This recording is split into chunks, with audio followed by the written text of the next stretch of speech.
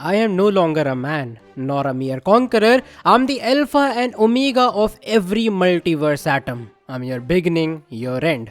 I'm the doom of all realities. ये dialogue मेरा नहीं बल्कि डॉक्टर डूम का होगा, क्योंकि अवेंजर्स डूम्सडे का जो एक और टीजर है वो लीक हो चुका है। मुझे नहीं पता मार्वल क्या करने का ट्राई कर रहा है, लेकिन अब तो मैं इस बात से श्योर हूँ कि जितने भी लीक्स आ रहे हैं ये मार्वल्स के इंटेंशनल लीक्स हैं। रिसेंटली एक लीक आया है सामने जो कि अवेंजर्स डूम्सडे के 5th टीजर के बारे में बात करता है, जो कि खुद फीचर करता है डॉक्टर डूम को।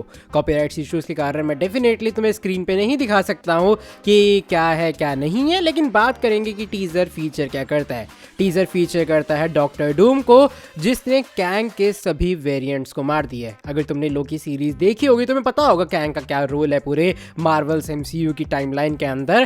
कैंग वो इंसान है जिसने टाइमलाइंस को पकड़ के रखा था।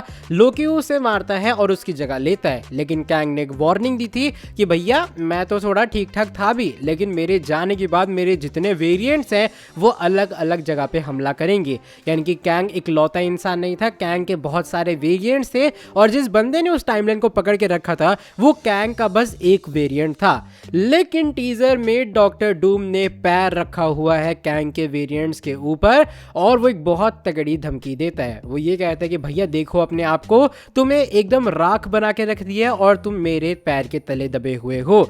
ये जो डायनेस्टी है, ये जो सारी चीजें हैं, तुमने समय के साथ छेड़छाड़ की बच्चों की तरह, और तुम्हें उसका प्राइस पे करना पड़ा, और वो तुम्हारी खुद की जिंदगी थी।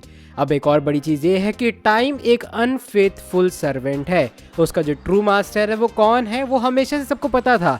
अब डॉक्टर डूम कहता है कि वो इंसान नहीं है, वो सिर्फ एक कॉन्करर नहीं है, बल्कि वो हर एक दुनिया के मल्टीवर्स के एटम की शुरुआत है और उसका अंत भी।